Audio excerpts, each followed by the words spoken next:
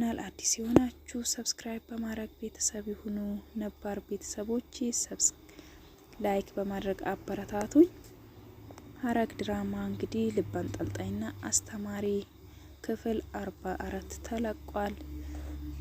ኤፍራታ ያፌት ቤት ሄዳ ፊት ለፊት ተጋፈጠችው። እንግዲህ ስልኩን ሳይዘጋ እሷ ካቻለች የት ነው ያገኘሻት ብሎ ለሉሊት እያላት እሷ ቀጥ ብላ ፊት ለፊት ቆመች ማለት ነው። እንዴት ነው የገባሹ? ቤት ጋር ነው የሚገባሽ ሲላት በሩ ክፍት ስለነበረ ቀጥ ብዬ ገባው፣ ለማንም መደወል አይጠበቅብህም አለችው ማለት ነው። እና ያፌት አንቺ ማን ስለሆንሽ ነው? እኔ እኮ ያፌት ነኝ፣ እንዴት ብትዳፈሪ ነው እንደዚህ የምትናገሪኝ ብሎ ሊያንቃት ሲል ስልክ ተደወለለት ማለት ነው። እሱም ማን የደወለለት? ከፖሊስ ጣይባ የሱ ተባባሪ የነበረው ፖሊስ ነው ማለት ነው የደወለለት። አንሳ አንተ ቡችሎች ናቸው አለችው። ኤፍራታ እንግዲህ በጣም ጀግናና ደፋር ሴት ናት። ቆርጣ ተነስታለች። ጠላቶቿን አንድ በአንድ ዋጋ ልታስከፍላቸው ሲያነሳ ስልኩን ፖሊሱ መረጃ እንደተሰጠው ለዋናው ፖሊስ መርማሪ ማለት ነው ያንተ መረጃ ተሰጥቷል፣ አንዲት ሴት መረጃ ከነ ቪዲዮ ካንተ ፎቶ ጋር አያይዛ ሰጥታለችና እኔ የሆነ ነገር ብሆን እሱ እንደሚያጠቃኝ ከሱ ውጪ ማንም እንደማይጎዳኝ ነው ብላ ነው መረጃ የሰጠችው። እንግዲህ ኤፉዬ በጣም ጎበዝ ጀግና ቆራጥ ናትና ብቻዋን ይሄን ሁሉ ያረገችው እና ተጠንቀቅ ብሎ ነው መረጃ የሰጠውና በጣም ፈርቷል። ያፌት ባሁኑ ፈርቷል፣ ተስፋ ቆርጧል። እውነት ለመናገር ምንም የሚተማመንበት ነገር የለውም። ከዚህ በኋላ ኤፍራታን ምንም ሊያረጋት አይችልምና ከዚህ በኋላ አለችውና ናታን አጠገብ ባይክ አለቅህም፣ ራስ ተጠንቀቅ ነው ያለችውና አስፈራራችሁ። እሱ ሲያበቃ ቀጥ ብላ ወደ ቤቷ ነው ሄደች። ቀጥታ ወደ ቤት ስትሄድ ናታን ቁጭ ብሎ ነበረ ቤት እና ቢኒያምም ነበረ። ናታንን ይቅርታ ሊጠይቅ ነበረ የሄደው ኤፍራታን ተናግሯት ስለነበረ እሷ ደግሞ የዳጊም ቤት ጥላ ስለወጣች የሆነ ነገር ስተሰርቻለውና ያንን ነገር በሰማኸው ጊዜ አሁን በግልጽ ልነግርህ አልችልም፣ ግን በሰማኸው ጊዜ እንዳትቀየመኝ ይቅርታ አድርግልኝ፣ እኔም ባለማወቅ ነው ያደረኩት ብሎ እየነገረው የምን ቅርታ ነው? ምን አጥፍተህ ነው? እኔ ምንም ያረከኝ ነገር የለም እያለው በጣም ሰውነቱንም እያሳከከው ነበርና አሁንም አላርጅኮ አልተውም። ያ መድኃኒት በስህተት ስለተሰጠው ብቻ እያሳከከው ነው ሰውነቱን። ምን ሆነክ ነው? ና ወይ ወደ ሐኪም ቤት እንሂድ እያለው ነበርና ቢኒያም ይተወኛል፣ እስኪ ዛሬ ነቼ ነገ ሄዳለሁ እያለው እያለ ኤፍራታ መጣች ማለት ነው። ነገር ግን ናታን በመድኃኒት ስለታሰረ ምንም ያናህል አልተደናገጠም።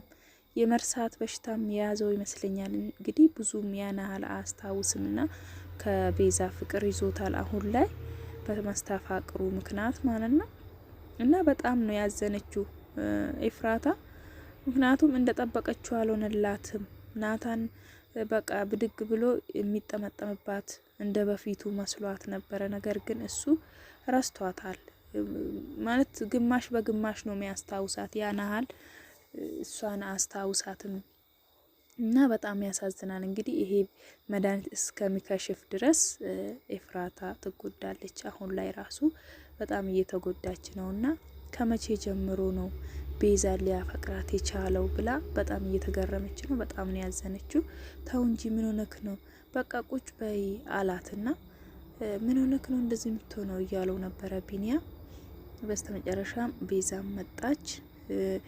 ሁሉንም ቤተሰቦች ማየት ፈልጋለሁ፣ ከዛ በኋላ ነው የምታጣጠበው አለች። ሉሊትም መጣች። በጣም ተደናገጠች። ሉሊትማ መግቢያ መውጫን ያጠፋት። በቃ በጣም በፊትም ፈርታ ነበረ። የባስ ደግሞ ቤት ድረስ ስትመጣላት በቃ ምምትሆኖ ነው ያጣችው።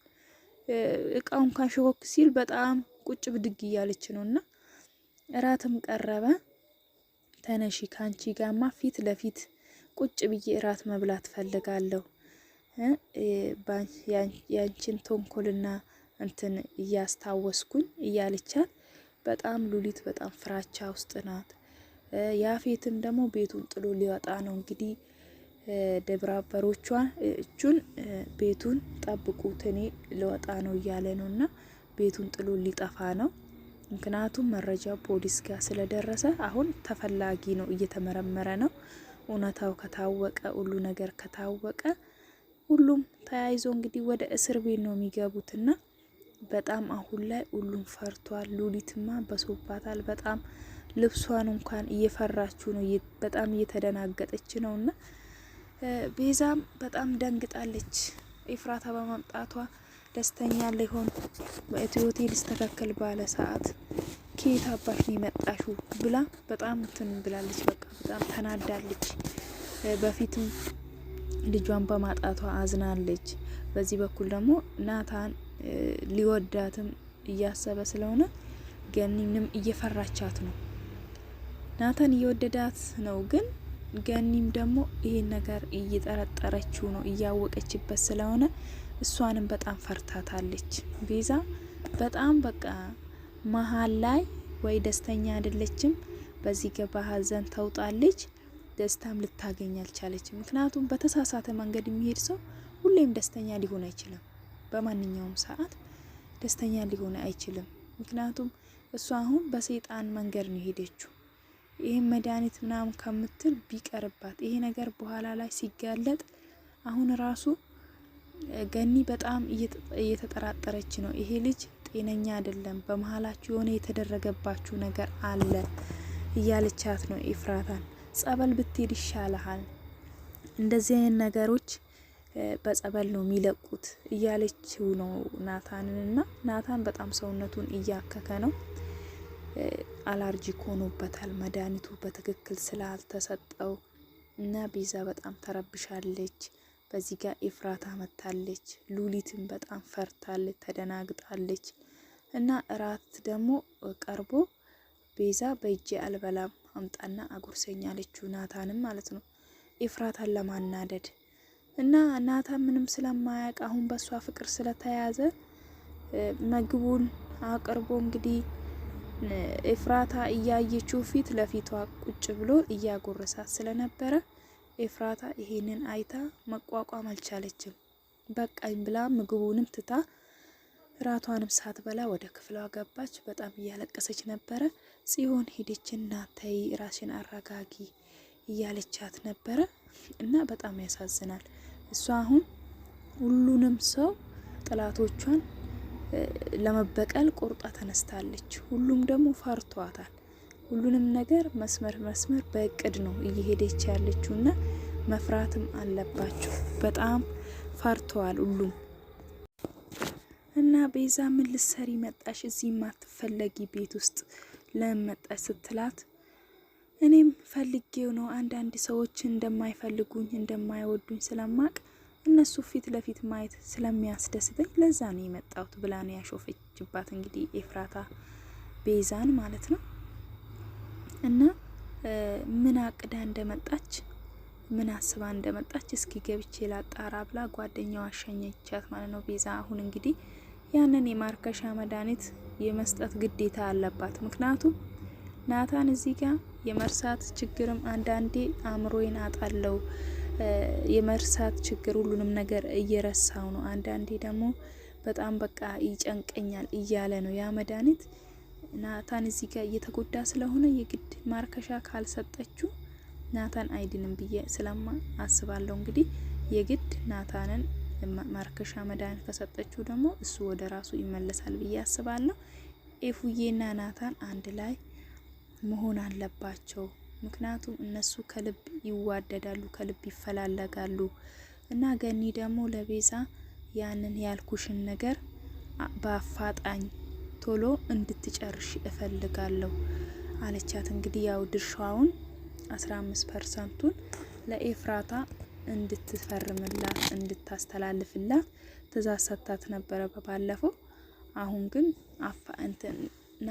ኤፍራታን ስታያት በአፋጣኝ እንድትጨርሽው እያለቻት ነው።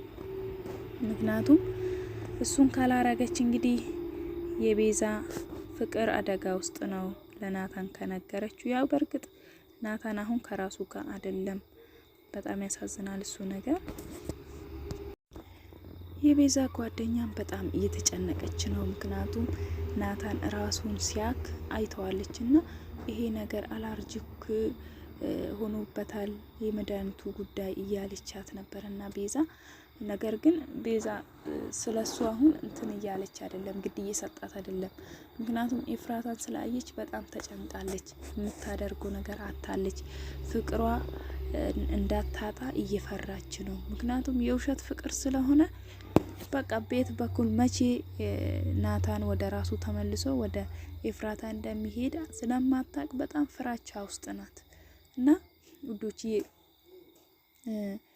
ኤፍራታና ናታን አንድ ላይ ይሁኑ የምትሉት ላይክ ሰብስክራይብ አድርጉ።